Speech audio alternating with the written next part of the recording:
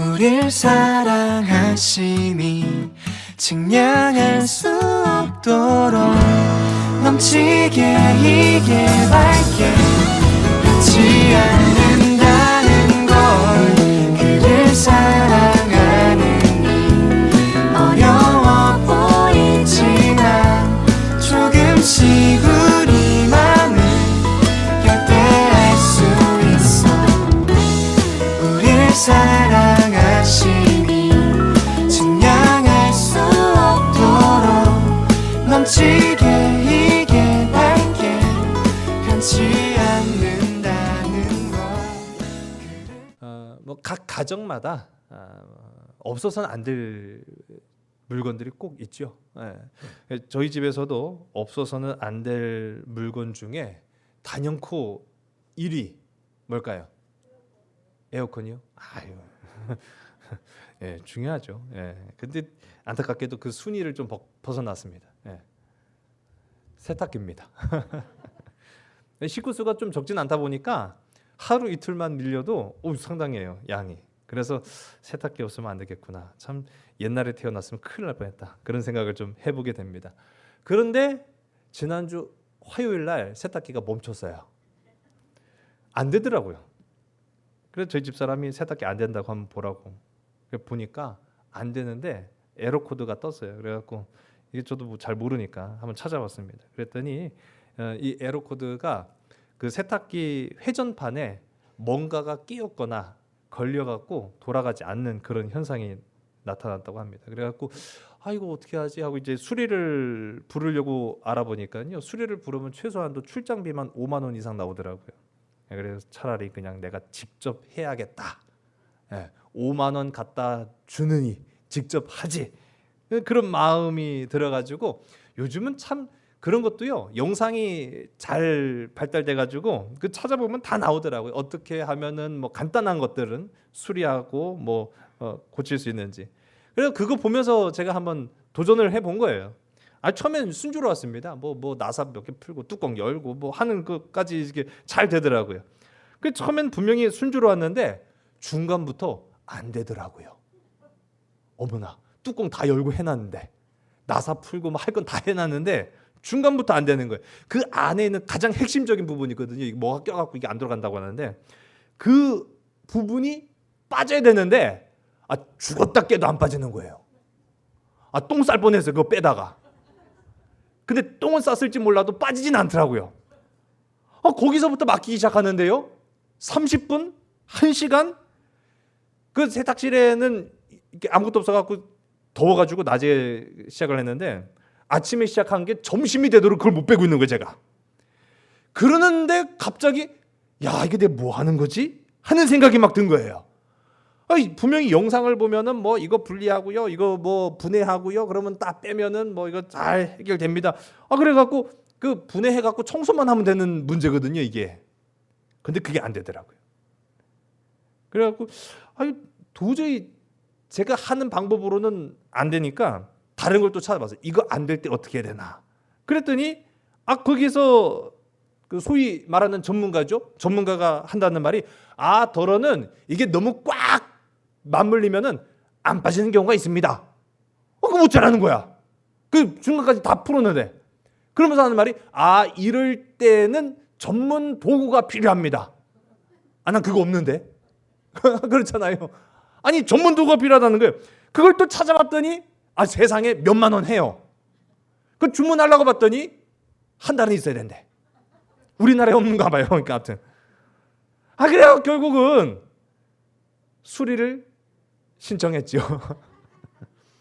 수리를 신청했더니 9월 5일 나온답니다. 하루 반나절을 그거를 하는데 쓴 거예요. 허탈하죠. 그러니까 갑자기 제가 하상욱이라고 하는 시인이 있어요. 그분이 쓴 글이 갑자기 떠올란 겁니다. 우리 한번 화면 보실까요? 남이 하는 일들이 쉬워 보인다면 그 사람이 잘하고 있기 때문이다. 공감되십니까? 뭐 아멘 읽고까지는 없는데 분명히 저는 이제 영상 보면서 그거 분해하면요 이거 뜯고 저거 뜯고 뭐 분리해갖고 청소하시고 다시 원래대로 끼워 넣고 하면은 됩니다. 아니 너무너무 쉬운 거예요. 뭐 그 쉬운 건 나도 하지 뭐. 그거 해갖고 뭐 5만 원 출장비 주느니 내가 해갖고 그냥 5만 원 벌자. 아유 착각이었어요. 예. 내가 할 수 있겠다 싶은 그 이유가 하나도 안 되더라고요. 막상 안 되기 시작하니까요 온 몸에 막 땀이 막 흐르고요 시간은 하염없이 흐르고 문제는 해결되지 않았습니다. 우리가 가끔 그런 문제 앞에 봉착할 때가 있죠. 여러분 하나님이 하실 일을 내가 할 수 있다고 착각하지 말아야 되는 거예요. 제가 그래서 저희 집사람한테 저희 집사람은 또 됐어? 안 돼. 내가 할 줄 알았는데 안 돼 그랬더니 저희 집사람 하는 말이 그럼 당연한 거 아니야. 그러니까 그 사람들도 벌어먹고 사는 거지. 그러면요. 예. 그러니까 참 그런 분들이 쉽게 척척척척 빼고 끼우고 뭐 고치고 하는 분들이 참 존경스럽더라고요. 우리도 그래야 되는데 우리가 신앙적으로 우리가 살아갈 때 그렇지 못한 부분들을 참 많이 발견합니다. 하나님이 내 삶 속에 하실 수 있는 일을 내가 하겠다고 고집 피워서 안 되는 일들, 그런 일들이 참 많거든요. 여러분 우리의 삶 속에 하나님이 하실 수 있을 때, 하나님이 역사하실 때 하나님을 더욱 사랑하고 하나님께 더욱 영광 돌릴 수 있는 복된 저와 여러분 우리 모두가 되기를 주의 이름 간절히 축원합니다. 하나님이 나에게 하시는 일들을 우습게 생각한다라는 거예요. 그러면 안 되는데 하나님이 내 삶 속에 역사하시는 일은 내 힘과 능력으로 할 수 없는 것들입니다. 하나님이 말씀으로만 천지 만물을 만드셨다고 해서 그 일이 결코 쉬운 일이 아니죠. 하나님이 손가락 하나 까딱하지 않고 말씀으로만 저 대군을 그 적군들을 물리치고 승리를 이루셨다고 해서 그 일이 별것 아닌 것이 아니죠. 여러분 하나님이 하시는 일이 수월하게 여겨진다면 그것은 그분이 하나님이시기 때문인 거예요. 내 삶 속에 내가 할 수 없는 일들, 그래서 내가 하나님 앞에 기도하고 간구할 때에 내 삶의 문제가 형통케 된다면 그분이 나의 구원자이시기 때문이라는 사실이에요. 우리 이전 시간에 이스라엘 백성들이 아이성을 상대로 해서 재대결을 신청했습니다. 그것은 두 번째 전쟁이었다는 얘기죠. 그럼 첫 번째 전쟁은 어떻게 했느냐? 대차게 실패했어요. 그 대차게 실패한 까닭이 뭡니까? 여리고 성을 공략하고 정복하고 나서 보니까 그보다 훨씬 규모도 적은 이 아이성은 우리 힘만으로 충분히 가능할 것이다라고 생각했기 때문입니다. 마치 제가 세탁기 그거 고치는 거야. 그거 뭐 일도 아니지 뭘. 아이고 교만이었죠. 예. 그래서 아이성에서 완벽한 패배를 맛본 이스라엘 백성들이 이제 다시 재도전을 하는데 그때는 하나님이 명령하신 대로만, 하나님이 말씀하신 대로만 자신의 고집과 아집과 교만을 다 내려놓고 오직 하나님이 내게 지시하신 대로만 전쟁을 펼쳤더니 하나님이 그들에게 승리를 주셨는 줄로 믿으시기 바랍니다. 이전에 아이성을 상대할 때는 이스라엘이 교만에 빠졌기 때문에 그 죄악 가운데 머물렀기 때문에 아이성 전투에서 실패했는데 이 두 번째 전쟁에서는요 반대로 아이성 사람들이 교만에 빠진 거예요. 저 많은 이스라엘 백성들 우습게 생각한 까닭이 한 번 이겨보니까 두 번은 못 이겼겠느냐 그런 교만을 갖게 된 거죠. 그리고 또 그런 부분도 있을 거예요. 며칠 전에 싸운 거예요. 제가 지난주에 이 림매치를 권투 경기에 비유해서 말씀드렸는데 리매치 할 때 그 두 번째 경기는요 며칠 만에 이루어지고 성사되죠. 권투를 잘 모르시나 보다. 아무리 재경기를 신청해도요 최소한 6개월에서 1년이 걸립니다. 그 패배한 선수가요 다시 그 경기를 이기기 위해서 6개월 최소한도 6개월을 이를 갈고 훈련을 거듭한 끝에 재경기를 하는 거예요. 결코 짧은 시간으로 다시 재경기를 하는 법이 없습니다. 그런데요, 놀라운 것은 아이성 리매치, 아이성 재경기는 단 며칠 만에 이루어진 거예요. 그러니까 이 아이성 사람들도 며칠 전에 우리한테 큰 코 다친 놈들이 며칠 만에 180도 바뀔 거라고 생각을 못했던 거죠. 그러니까 교만에 빠질 수밖에 없었습니다. 결국 그들은 지금 흘러가는 전체적인 상황을 이해하지 못하고 어리석은 행동을 합니다. 문 열어놓고 간 거예요. 문 열어놓고 전쟁하러 간 거죠. 결과는 이 아이성 사람들의 전멸로 끝났다라고 오늘 성경은 이야기하고 있어요.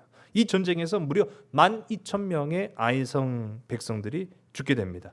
오늘 우리가 함께 읽은 말씀 24절과 25절의 말씀인데요. 함께 읽습니다. 이스라엘이 자기들을 광야로 추격하던 모든 아이 주민을 들에서 죽이되 그들을 다 칼날에 엎드러지게 하여 진멸하기를 마치고 온 이스라엘이 아이로 돌아와서 칼날로 죽임에 그 날에 엎드려진 아이 사람들은 남녀가 모두 12,000명이라. 아멘.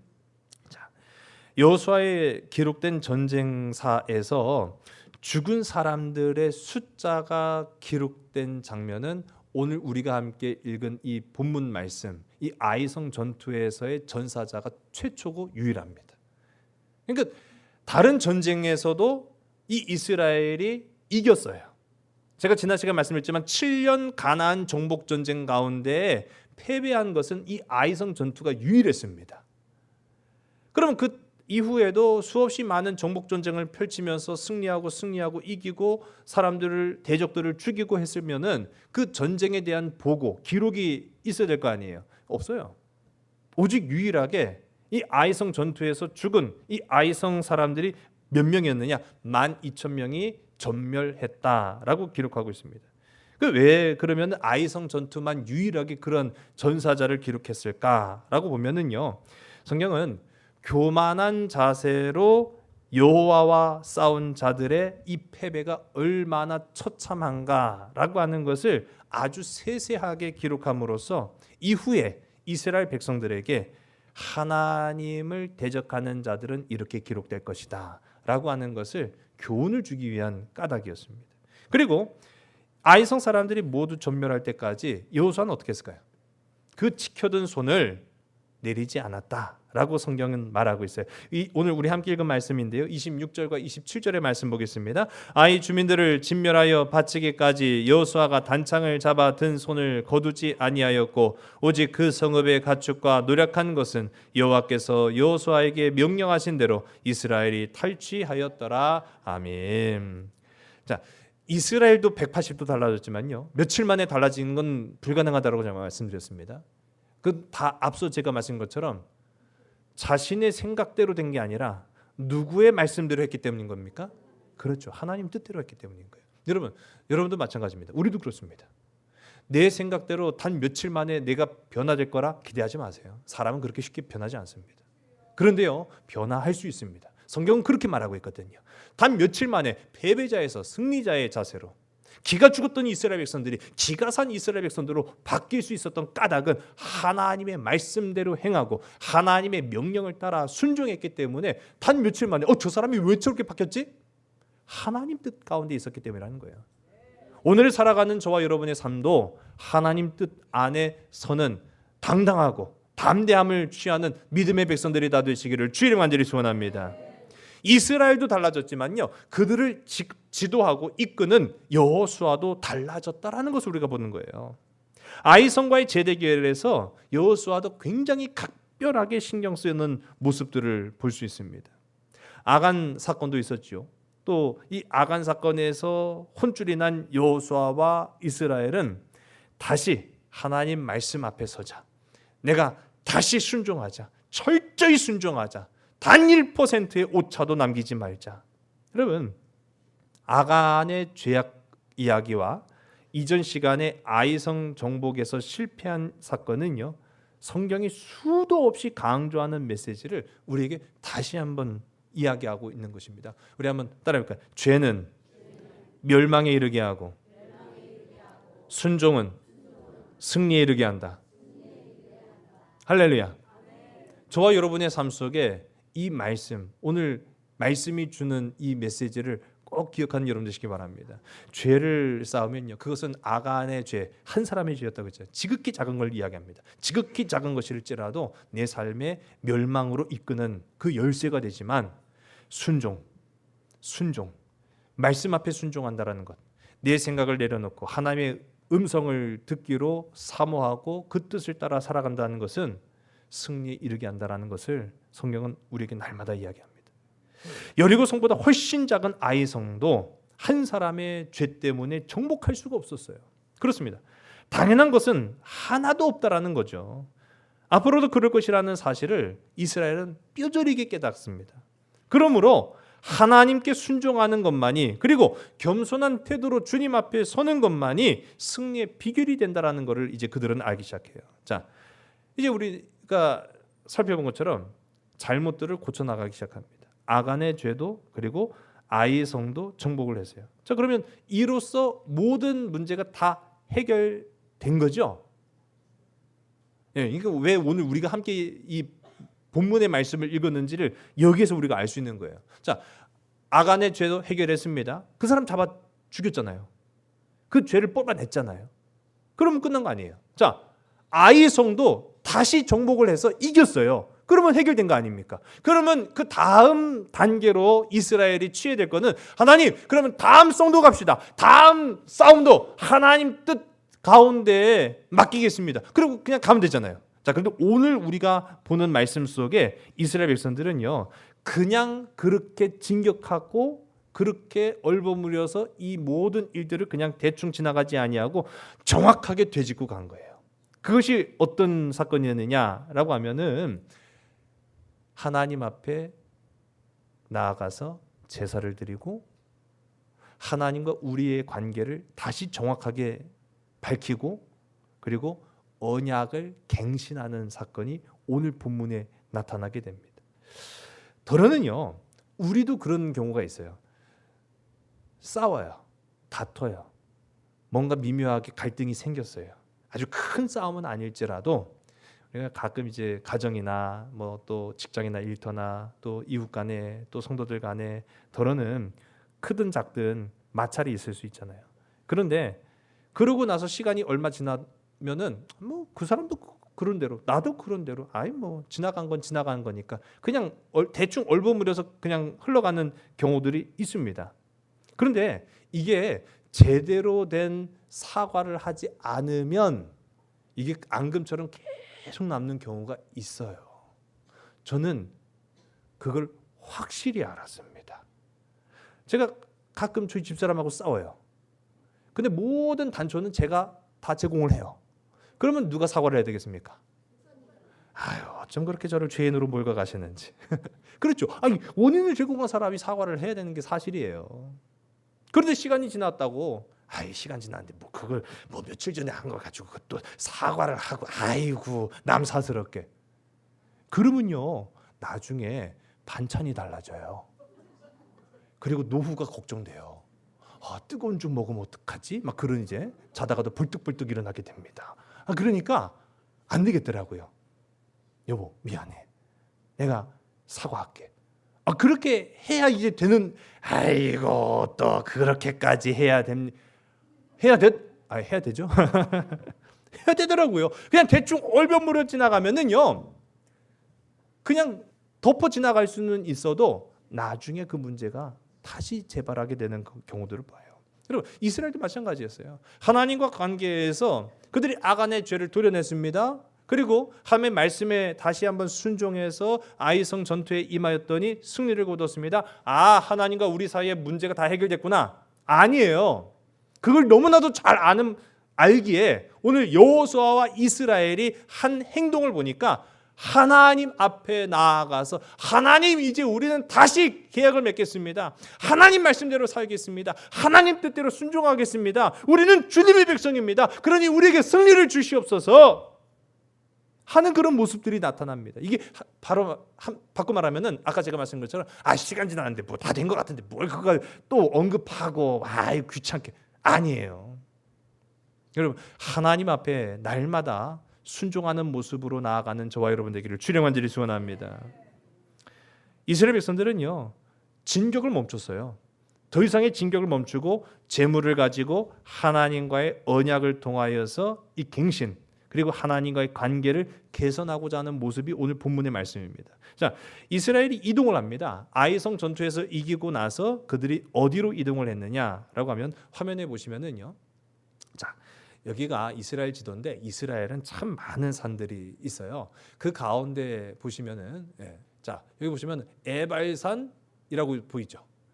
에발산은 이스라엘을 타고 흐르는 이 요단강 바로 옆에 있습니다.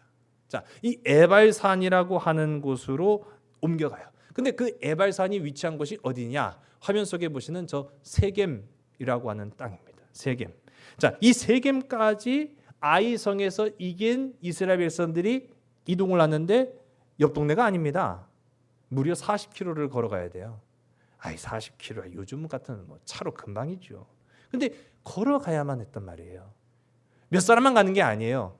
이스라엘 200만 명이 한꺼번에 이동을 해야 돼요. 이건 굉장한 이동을 의미하는 겁니다.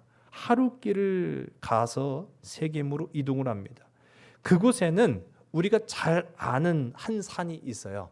여러분 축복받고 싶어요? 저주받고 싶어요? 다시 한번 제가 여쭤볼게요. 축복받고 싶어요? 저주받고 싶어요? 진짜요? 아니 그래도 단 몇 사람이라도 다른 걸 선택하는 분들 없어요? 싫어요. 자, 그러면 성경 가운데 축복의 산으로 우리에게 잘 알려진 산이 있습니다. 그 산 이름이 뭐죠? 또 꿀먹은 벙어리가 되죠. 그게 바로 그리심산입니다. 그리심산이 있는 위치가 어느 마을이라고요? 방금 보여드렸는데 그게 세겜이라고요. 세겜에 가면 축복받는 산이 있어요. 그 축복받는 산의 이름이 뭐라고요?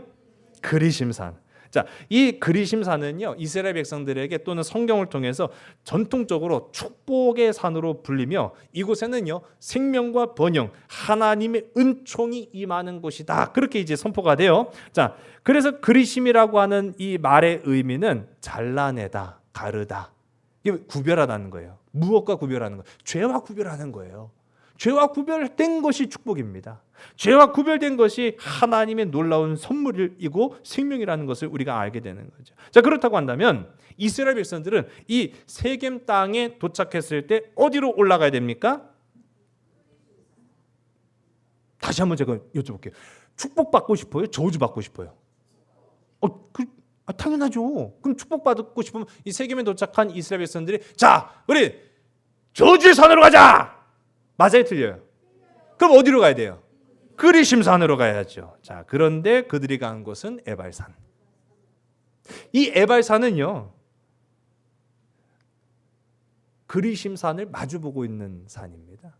그러니까 세겜 땅에 보면 언덕 두 개가 있는데 이게 결코 낮은 산이 아니에요. 이게 지대가 높아가지고 900m 가까이 됩니다. 제가 아까 지도를 보여드렸는데 이스라엘에 여러 산들이 있어요. 저 위로 올라가면은 이 요단강의 원료인 헬몬산이 나옵니다. 헬몬산은 1000m가 넘는 고산지대예요. 그런데 이 밑으로 보면은 이스라엘이 그렇게 뭐 다 높은 산이 있는 건 아니에요. 뭐 500m, 뭐 모리아산 같은 경우에는 700m, 시온산도 700m 그런 정도인데 그 가운데 가장 높은 산이 바로 이 에발산과 그리심산이 있는 위치예요. 940m입니다. 940m. 그 지대가 그 화면으로 보시면은 뭐 언덕 같은데요. 근데 지대 자체가 높은 거예요. 지대 자체가 높아갖고 이제 940m 정도 되는 산인데 이 세겜을 사이에 두고 서로 마주보고 있는 산입니다. 자, 그리심산은 축복의 산인데 반대로 마주보고 있는 이 에발산은 저주의 산이에요. 저주의 산. 불순종과 심판, 황폐함을 상징하는 산으로 이 에발이라고 하는 이 어원은요 황량하다, 불모다. 근데 재밌는 건요 보시면은 그리심산은 이 언덕 가운데 나무가 좀 있어요, 없어요? 좀 있습니다. 예. 거기에 비하면 에발산은 거의 없죠. 예. 진짜 말 그대로 황량하다라고 하는 그런 의미를 지니고 있어요. 그러면 이 두 산 가운데 아이성 전투에서 승리한 이스라엘 백성들이 하나님의 축복을 받기 위해서는 어디로 올라가야 된다고 했죠? 근데 어디로 올라갔죠? 이상하네. 참 방향 감각이 없어서 그런가 보다. 그렇게 생각하실 수 있죠. 자, 이 세겜 땅에 도착해서 그리심산과 에발산을 마주보고 있는데 이것은요 신명기 11장과 27장에서 모세가 가나안에 들어가면 그리심에서는 축복을, 에발산에서는 저주를 선포하라 하고 명령한 장소이기 때문에 온 겁니다. 그 명령을 순종하기 위해서 여호수아가 이스라엘 전 백성들을 끌고 올라간 거예요. 자, 그런데 그렇다고 한다면 분명히 축복의 산인 그리심으로 올랐어야 하거늘 오늘 말씀을 보면은 정반대의 저주의 산, 심판의 산인 에발산으로 올라가는 그런 모습들을 보게 됩니다. 그곳에서 이 여호수아와 이스라엘은 제단을 쌓고 율법을 기록하고 백성들에게 하나님의 말씀을 낭독하는 그런 모습들을 보게 돼요. 자, 그럼 왜 해불면 아니 맞은편에 축복의 산이 있음에도 불구하고 그 반대편인 저주의 산 에발산에 올랐느냐? 이건 단순한 선택이 아니었다라는 거예요. 그들이 저주의 산인 에발산에 올라서 제단을 쌓고 율법을 새겼다라는 것은 굉장히 중요한 의미를 가지고 있습니다. 그것은 바로 불순종은 심판과 저주를 가져오지만 그 심판과 저주의 자리에서조차도 대속, 피 흘림을 통해서 속죄받으면 회복될 수 있다. 그걸 선포하는 거예요. 여러분, 여기서 여호수아가 에발산, 즉 저주의 산에서 제단을 쌓고 제사를 드린 사건은요 장차 오실 예수 그리스도의 죽음을 의미합니다. 여러분, 우리 주님은 마지막 순간에 온 이스라엘 백성과 온 인류를 구원하시기 위해 택한 장소가 예루살렘 궁전이었죠. 그리고 그곳에 들어가자마자 왕좌에 앉아있던 헤롯 왕의 엉덩이를 빵 걷어차면서 꺼져 이 자식아, 여긴 내 자리야, 내가 이제부터 통치할 거야. 성경 가운데 그런 말씀이 왜 없죠? 아니, 우리 주님은 임금으로 이 땅 가운데 오신 분 아니에요? 그건 이상하죠. 우리 주님의 육신으로서의 마지막 사명은 어디에서 끝을 맺습니까? 그 십자가가 있는 언덕이 어디죠? 해골의 곳이라고 불려지는 골고다예요. 심판과 저주의 장소였어요. 그런데 그 심판과 저주의 장소를 우리 주님 십자가를 지심으로 우리 온 인류의 고난과 고통과 괴로움과 눈물과 아픔을 변화시키셨는 줄로 믿으시기 바랍니다. 우리가 안고 살아가는 이 삶 속에 해결할 수 없는 문제가 있습니다. 그게 바로 죄의 문제입니다. 이 죄의 문제는요, 인간이 어떤 노력으로도 해결을 받을 수가 없어요. 오직 주님이 오셔야만 해결되는 거예요. 여러분, 그 수리비 좀 아깝습니까? 제가 아까 말씀드렸잖아요. 아니, 세탁기 그 수리비 주느니 내가 하고 말지. 내가 할 수 없는 부분이 있더라고요. 죄도 마찬가지입니다. 내가 해결하려고 해봐도 안 돼요. 오직 주님만이 나의 죄를, 나의 생명을 해결하실 수 있다라는 사실을 기억하는 여러분 되시기 바랍니다. 그래서 오늘 이 말씀은요, 먼 훗날 골고다라는 그 사망과 저주의 언덕에서 우리를 위해서 물과 피를 쏟으신 예수 그리스도를 의미하는 장면이에요. 사도 바울은 갈라디아서 3장 13절에 이렇게 고백을 하고 있습니다. 우리 함께 있습니다. 그리스도께서 우리를 위하여 저주를 받은 바 되사 율법의 저주에서 우리를 속량하셨으니 기록된 바 나무에 달린 자마다 저주 아래 있는 자라 하였음이라. 아멘. 사도 바울은요, 우리 모두가 다 이 나무에 달린 사람들이다. 그 나무에 달린 사람들로서 스스로가 내려가고 스스로가 자신의 문제를 해결하고 스스로가 그 생명을 구원할 방법은 없다. 그러나 오직 그 나무에서 우리를 위하여 물과 피를 쏟으신 예수 그리스도의 대속의 그 피 흘림을 통하여서 그 절망의 자리가, 그 눈물의 자리가, 그 아픔의 자리가 회복되었다 라고 성경은 말하고 있습니다. 여러분, 놀랍지 않습니까? 그렇기 때문에 우리의 삶 가운데도요, 에발산이 있고 그리심산이 있습니다. 오늘 에발산으로 오르는 저와 여러분 되길 주의 이름 간절히 소원합니다. 우리 한번 따라해볼까요? 그리심산이 아닌 에발산에 오르자. 여러분, 우리는 언제나 축복의 산 그리심산으로 오르려고 합니다. 그리심으로 대변할 수 있는 성공, 기쁨, 영광을 얻고 싶어서 우리는 안 달랐죠. 반면에 저주의 산, 에발산에 오르려고 한 사람은 별로 없어요. 아까도 제가 물어봤잖아요. 축복으로 가시겠습니까? 저주로 가시겠습니까? 아니, 저주로 가고 싶은 사람이 어디 있어요? 근데 우리는 가만히 있으면은요, 우리가 지은 죄로 인하여서 저주로 갈 수밖에 없어요. 그럼 저주의 산으로 갔으면 무엇으로 해결받으시겠습니까? 내 힘과 능력으로는 도저히 해결받을 수 없다고 제가 말씀드렸어요. 그렇습니다. 그때 예수 그리스도가 우리를 구원하신다라는 거예요. 그때 이스라엘의 역사를 주관하신 하나님이 이 여호수아가 그 사실을 깨닫게 하심으로 말미암아 앞으로의 모든 승리는 오직 주께 있다라는 것을 알고 다시 한번 언약을 새롭게 하는 그런 장면들을 우리가 보게 되는 거죠. 오늘 우리도 이 두 가지를 좀 실천해야 됩니다. 에발산에 오를 수밖에 없는 우리, 어쩌면 지금 우리가 서 있는 자리가 에발산일 수도 있어요. 고통의 자리일 수도 있어요. 실패의 자리일 수도 있어요. 눈물의 자리일 수도 있어요. 그 눈물의 자리에 서 있는 우리가 이제 이 두 가지를 꼭 기억해야 됩니다. 우리 한번 따라해 볼까요? 실패와 저주의 자리에서 말씀을 붙들자. 여러분, 승리 뒤에 곧바로 말씀을 새기게 하신 이유는요, 그 승리의 근거가 이스라엘에게 있지 않고 오직 하나님의 약속이 승리의 근거였다라는 것을 깨닫게 하시려고 에발산에 오르게 하셨습니다. 우리도 마찬가지죠.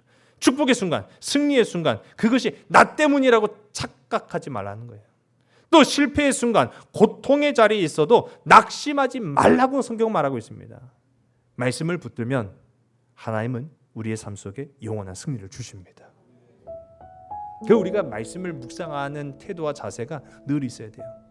우리가 기쁠 때나 슬플 때나 힘들 때나 눈물겨울 때나 말씀을 붙들고 있으면 하나님 그 말씀을 통해서 우리에게 역사하시고 나타나시고 우리의 삶을 이 에발산에서 축복으로 변화시켜 주시기 때문인 거예요. 우리 한번 또 따라해 보겠습니다. 실패를 십자가로 해석하자. 여러분, 실패 자리를 두려워해서 우리는 자꾸만 그걸 피하려고 해요. 그 말씀은요, 그 실패를, 우리의 인생의 실패를 십자가로 해석하라, 그렇게 이야기합니다. 이해할 수 없는 인생의 아픔과 실패의 순간이 십자가를 통해 보는 순간 해석이 돼요. 네, 그렇습니다. 십자가로 우리의 삶과 고통을 연결시켜 보면은 그 자리가요, 은혜와 회복의 자리가 될 수 있다라는 것을 에발산에서 하나님은 이스라엘과 여호수아에게 보여주십니다. 사랑하는 여러분, 우리의 삶에는요, 그리심의 영광만 있지 않습니다. 때로는 에발산으로 가야 해요. 근데 그 에발산으로 가는 곳은 내가 끌려가는 자리가 아니라 자발적으로 갈 수 있어야 돼요. 축복의 자리에만 하나님이 계신 것이 아니라 눈물의 자리에서도 하나님을 만날 준비가 되어 있어야 된다는 거예요. 그 자리에서 말씀을 마음에 새길 때 오히려 그것이 인생의 가장 안전한 장소요, 가장 놀라운 축복을 받는 장소로 하나님은 변화시키십니다. 골고다 언덕의 그 십자가 고통 속에서 하나님의 영원한 축복이 우리에게 흘러나왔듯이 우리 또한 실패의 자리에서 말씀을 붙잡을 때 참된 승리를, 참된 생명을 경험하게 된다는 사실이죠. 오늘 저와 여러분의 에발산이 축복의 그리심으로 변화되는 기쁨의 역사가 있기를 주의 이름으로 간절히 소원합니다. 기도하겠습니다. 살아계신 아버지 하나님, 우리는 언제나 축복의 산 그리심만 바라보고 그리심으로만 오르려고 합니다. 그러나 때로는 저주의 산 에발에서 무릎을 꿇고 언약을 새기게 하시는 주님의 놀라운 뜻을 오늘 이 시간 깨닫고 기억하게 하여 주시옵소서. 실패와 아픔과 눈물 속에서도 십자가를 바라보며 말씀을 붙잡는 믿음의 백성들 되게 인도하여 주시옵소서. 우리의 삶의 주인이 되신 성령님께서 늘 우리와 함께 하셔서 참된 승리와 영원한 축복으로 우리의 발걸음 인도하여 주시옵소서. 모든 것을 주께 온전히 의탁하오며 참 사랑 되시는 나사렛 예수 그리스도의 이름으로 감사하며 간절히 기도드려 사옵나이다. 아멘. 세상의